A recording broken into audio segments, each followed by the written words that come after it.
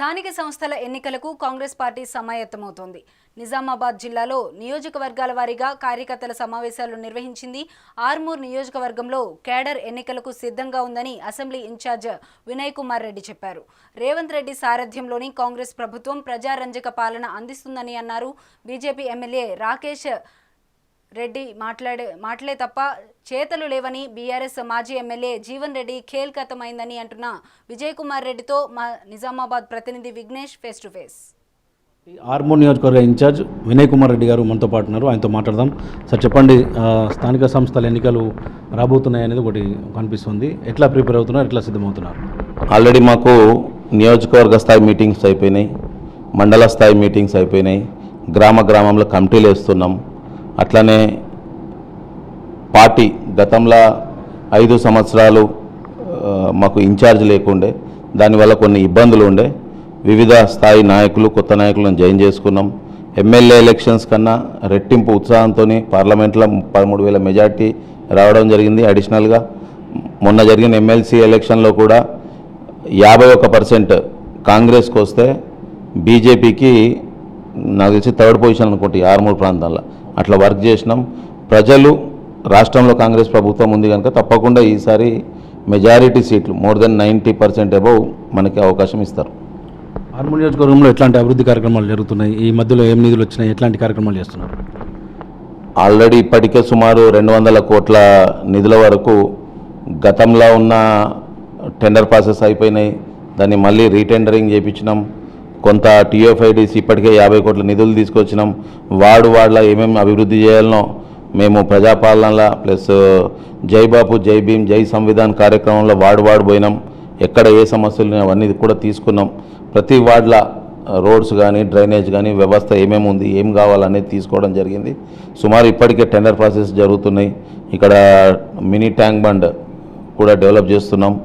Plus ఇప్పటికే సుమారు 70-80 కోట్ల వరకు బీటీ రోడ్లు కూడా మనం కంప్లీట్ చేయడం జరిగింది. ఆల్రెడీ ఇంకా కొన్ని రోడ్స్ కూడా శాంక్షన్ అయినాయి. అవన్నీ కూడా పేపర్ వర్క్ జరుగుతుంది. తొందరలోనే నాకు తెలిసి ఇంకొక 15-20 రోజుల్లో ఆల్మోస్ట్ వర్క్స్ అన్నీ కూడా స్టార్ట్ అవుతాయి. దసరా వరకు అన్నీ కూడా మనం వర్క్స్ స్టార్ట్ చేయడం జరుగుతుంది. ఆర్మూర్ నియోజకవర్గంలో బీజేపీ ఎమ్మెల్యేగా రాకేష్ రెడ్డి గెలిచారు. ఆయన పనితీరు ఎట్లా అనిపిస్తుంది అంటారు? ఆయన కూడా చెప్తున్నారు బీజేపీ ఎమ్మెల్యేలు ఉన్న చోట నిధులు ఇస్తలేరని చెప్పి ఆయన ఆరోపణ చేస్తున్నారు. ఇప్పుడు నిధులు అనేది ఎక్కడ కూడా ఇవ్వరు అనేది ఏమి ఉండదు. మనం మాట్లాడే విధానం ఉంటుంది. అప్పుడే ముఖ్యమంత్రి గారి మీద మాట్లాడతాడు, అప్పుడే మంత్రి పేషెంట్ బాంబులతో బేల్చేస్తా అంటాడు. అలా మాట్లాడి మళ్ళీ సిగ్గు లేకుండా మళ్ళీ నిధులు ఎట్లా అడుగుతారు? ఏదున్నా సరే మీరు కేంద్రంలో మీ ప్రభుత్వం ఉంది, మీ ఇక్కడ సిట్టింగ్ ఎంపీ అరవింద్ ఉన్నాడు, పెద్ద తోపు ఆయనను పట్టుకొని పోయి కేంద్రం నుంచి నిధులు అడిషనల్గా తీసుకురా. ఇక్కడ నువ్వు పోయినా పోకపోయినా మేము పోతాం, తీసుకొస్తాం ఇక్కడ నుంచి నిధులు. కేంద్రం నుంచి అది ఇంకేమన్నా అవసరం ఉంటే మీకు ఇప్పుడు నిజామాబాద్ నుంచి ఆర్మూర్కి హైవే ఉంది. ఎప్పటి నుంచి మనం చూస్తున్నాం. అక్కడ అడుగుమాడిపల్లి దగ్గర రైల్వే ఓవర్ బ్రిడ్జ్ ఉంది. సుమారు 8-9 సంవత్సరాల నుంచి ఇంకా అట్లే ఉంది. దాన్ని ఏ రకంగా కంప్లీట్ చేయాలా, ప్రజలకి ఎంత తొందరగా ఈ రోడ్ని మనం ప్రజలకు అందించాలనే ధ్యాస లేదు. ఏదున్నా ఇక అక్షంతలు అనాలా, జై శ్రీరామ్ అనాలా, ప్రజల్ని మభ్యపెట్టి అన్ని పిచ్చి మాటలు. ఇంకా ఏమన్నా అంటే నెక్స్ట్ నేనే హోమ్ మినిస్టర్ అవుతున్నా. ఫస్ట్ నువ్వు మళ్ళీ ఎమ్మెల్యే అవుతావా అనేది ఆలోచించు, తర్వాత హోమ్ మినిస్టర్ అనేది మళ్ళీ.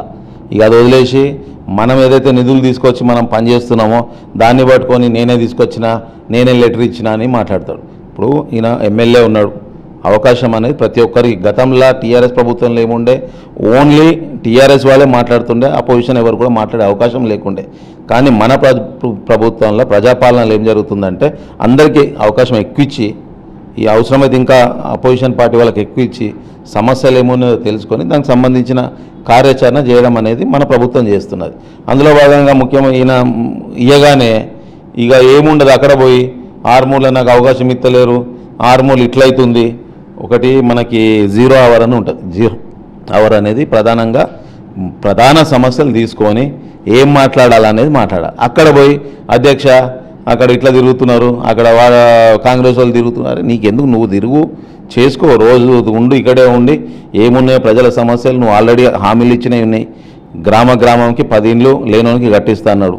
రూపాయికే వైద్యం అని చెప్పారు. వాళ్ళ కార్యకర్తలు నవ్వుతున్నారు. నాకు మొన్న ఒక వారం 10 రోజుల క్రితం ఒక 2-3 కార్యకర్తలు ఫోన్ చేశారు, అన్న మేము ఆయనను గెలిపించినామన్నా, మా ఇంట్లో సమస్య చెప్తేనే ఆయన పని చేస్తలేడన్న, ఈయన ప్రజలకు ఏం చేస్తాడన్నా అని వాళ్ళు మాట్లాడుతున్నారు. చెప్పండి, మీరు ముఖ్యమంత్రి స్థాయిలో ప్రభుత్వం స్థాయిలో ఏమైనా చర్చించారు? ఎందుకంటే ఆర్మూర్ ప్రాంతం అంతా కూడా వ్యవసాయ ఆధారిత ప్రాంతం ఉంటుంది. ఈ వ్యూ ఎట్లా ఉంది? ఈ ఆర్మూరు విషయంలో భవిష్యత్తులో ఎట్లాంటి కార్యక్రమాలు, ఎట్లాంటి వ్యూ తోటి మీరు ముందుకెళ్తున్నారు? ఇప్పుడు మనము ఆల్రెడీ పట్టణంలో మ్యాక్సిమం తిరిగేసినాం. మనకి గ్రామాలలో ఈ ప్రాంతం, మన ప్రాంతం కానీ పక్కన బాలకొండ రూరల్ ప్రాంతాల్లో కొంత రైతులు ఎక్కువ ఉంటారు. మనకి ఏదైతే రైతు రుణమాఫీ ఉందో 2 లక్షల వరకు ఇస్తామని చెప్పినాం, మ్యాక్సిమం ఇచ్చే ప్రయత్నం చేసినాం. ఇక్కడ ఏంటంటే చాలామంది రైతులు ప్రతి ఉమ్మడి కుటుంబంలో 3 లక్షల నుంచి 8-5 లక్షల వరకు తీసుకోవడం జరిగింది. దాంతో కొంత సిస్టంలో మనది పనిచేయకుండా 2 లక్షల వరకు అనే దాంట్లో చేయడం వల్ల కొంతమందికి రైతులకు రాలే. ఇప్పటికి నా ప్రాంతంలో నేను అనుకోవడం ఒక 40% రైతులకు మాత్రం వచ్చినాయి. కొంత బ్యాంకుల లోపాల వల్ల, చాలా బ్యాంకులు, కెనరా బ్యాంకు కానీ ఐఓబీలో కానీ ఇవన్నీ బ్యాంకులలో కూడా చాలా ఇబ్బందులు ఉండే.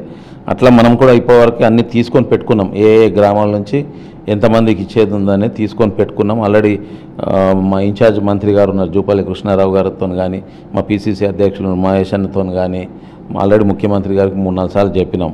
ఎందుకంటే మా ప్రాంతంలో కంపల్సరీ ఇవ్వాల్సిందే, దాన్ని ఎట్లా కరెక్షన్ చేస్తారో ఏం చేస్తారో చూసుకొని ఎవరైతే అర్హులు ఉన్నారో వాళ్ళందరికీ కూడా ఇవ్వాల్సిందే అని చెప్పినాం. ముందు తీసుకెళ్తున్నాం. Thank you very much. ఇది వినయ్ కుమార్ రెడ్డి గారు చెప్తున్న విషయాలు. ఏదైతే తెలంగాణలో ప్రస్తుతం ప్రజాపాలన అందిస్తున్నాం, ఖచ్చితంగా ఆ హామీలన్నీ కూడా ఒక్కొక్కటిగా నెరవేర్చుకుంటా ఈ రేవంత్ సర్కార్ ముందుకు పోతుందని ఆయన చెప్తున్నారు. రానున్న స్థానిక సంస్థల ఎన్నికలు కూడా సిద్ధంగా ఉన్నామని చెప్తున్నారు. బీజేపీ ఎమ్మెల్యే రాకేష్ రెడ్డి కేంద్రం నుంచి నిధులు తీసుకొచ్చి పెండింగ్ పనులన్నీ కూడా కంప్లీట్ చేయాలని, అలాగే బీఆర్ఎస్ పార్టీ చాప్టర్ క్లోజ్ అయిందని కూడా చెప్తున్న పరిస్థితి కనిపిస్తుంది. కెమెరామెన్ రవీందర్తో విఘ్నేశ్వర్, మెగా 9 న్యూస్, నిజామాబాద్.